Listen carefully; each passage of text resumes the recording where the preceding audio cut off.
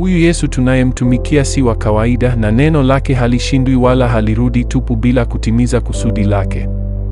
Kuna watu wanaomba kwa miaka mingi bila kuona matokeo, lakini siri si kuomba sana tu, bali kuomba kwa ufunuo sahihi wa kiroho unaoamsha milango iliyofungwa katika maisha ya mtu.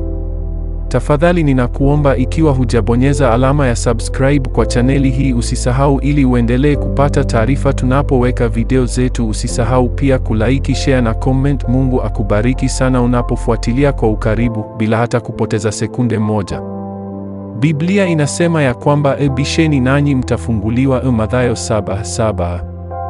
Kuna milango katika maisha ya mwanadamu ambayo haifunguliwi na nguvu za kawaida, bali na maombi yenye uhusiano wa karibu na Mungu. Milango ya mafanikio, afya, ndoa, huduma na hatima ya mtu mara nyingi huzuiwa na vita visivyoonekana kwa macho ya kawaida. Pia neno la Mungu husema maombi ya mtu mwenye haki yana nguvu na yanafaa sana, Yakobo sura ya 5 fungu la 16. Hii inamaanisha si kila mtu anayeomba ana matokeo yale yale ya kiroho.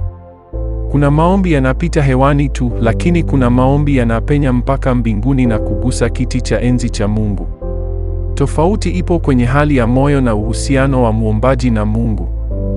Biblia inasema bila imani haiwezekani kumpendeza Mungu, Waibrania 11:6.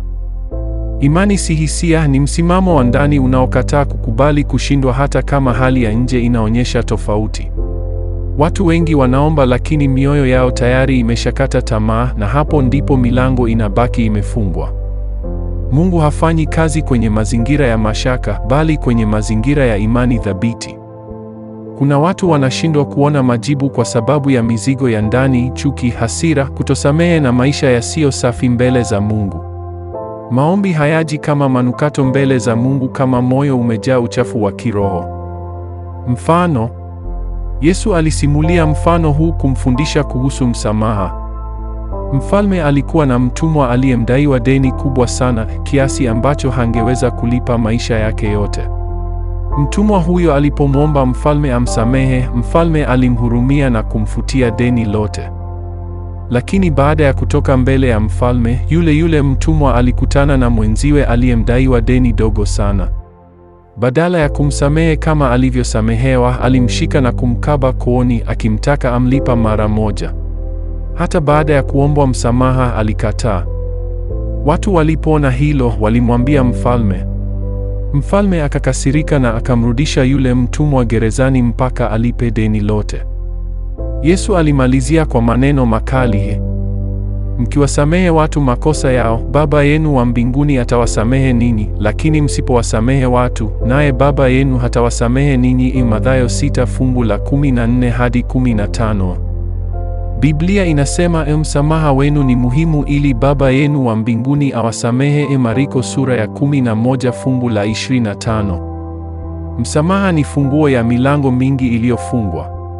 Watu wengi wanashikilia maumivu ya zamani na wanashangaa kwa nini baraka zao hazitembei. Lakini kiroho, msamaha huvunja minyororo ambayo hata maombi makali hayawezi kuivunja. Bila hiyo hatua, kuna nguvu nyingine ya siri ndani ya maombi, neno la Mungu. Unapoomba kwa kutumia maandiko, unakuwa unaomba mapenzi ya Mungu, si hisia zako. Maombi yanayoongozwa na neno huwa na mamlaka ya kiroho. Neno lako ni taa ya miguu yangu na mwanga wa njia yangu, Zaburi 119:105. Watu wenye mafanikio ya kiroho hawaombi kwa kubahatisha, wanaomba kwa ufunuo. Wanajua ni ahadi gani za Mungu wanazoshikilia na wanazirudia mbele za Mungu kwa uthabiti mpaka zipate uzima katika ulimwengu wa roho. Na jambo lingine la msingi ambalo wengi hupuuza ni uvumilivu wa kiroho. Majibu ya Mungu hayaji kila mara kwa kasi ya mwanadamu. Kuna wakati Mungu anachelewesha, si kwa kukataa, bali kwa kuandaa.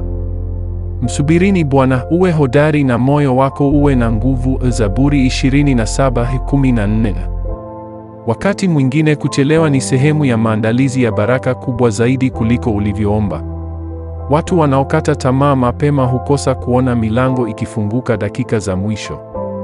Kuna nguvu ya pekee inayoachiliwa pale mtu anapoendelea kuomba bila kukata tamaa, hata wakati hakuna dalili. Hapo ndipo imani halisi inaonekana, si kwenye maneno bali kwenye uthabiti wa moyo. Endeleeni kuomba wala msikate tamaa. Luka 18:1. Maombi yanakuwa na nguvu zaidi pale yanapounganika na utii, toba, msamaha, imani na neno la Mungu. Hivyo ndivyo milango ya baraka huanza kufunguka taratibu katika maeneo ambayo yalionekana yamefungwa kabisa. Mungu habadiliki, lakini maisha ya mtu hubadilika pale anapojifunza kuingia katika maombi ya ufunuo, si maombi ya mazoea. Kuna tofauti kati ya kuomba na kuungana na mbingu kupitia maombi. Watu wanaoelewa siri hii huanza kuona mabadiliko ambayo hayawezi kuelezwa kirahisi. Njia zinafunguka, fursa zinatokea, na amani ya ndani inashuka hata kabla ya majibu ya nje kuonekana. Asante sana wewe ambaye umetufuatilia hadi mwisho. Usisahau kusubscribe na kutuandikia maoni yako hapa. Mungu akubariki sana. Karibu somo lijalo.